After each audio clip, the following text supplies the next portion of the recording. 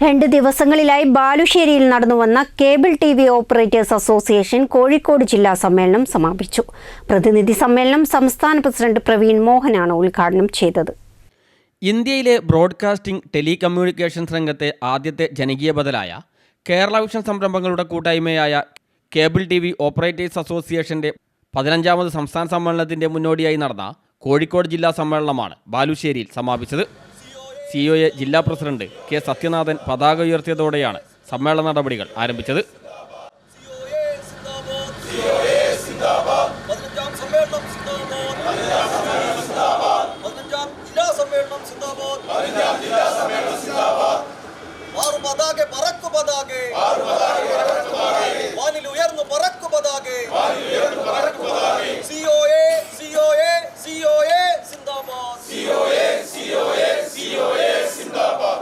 രണ്ട് ദിവസങ്ങളായി നടന്ന സമ്മേളനത്തിന്റെ 2ാം ദിനത്തിൽ പ്രതിനിധി സമ്മേളനം COA സംസ്ഥാന പ്രസിഡന്റ് പ്രവീൺ മോഹൻ ഉദ്ഘാടനം ചെയ്തു.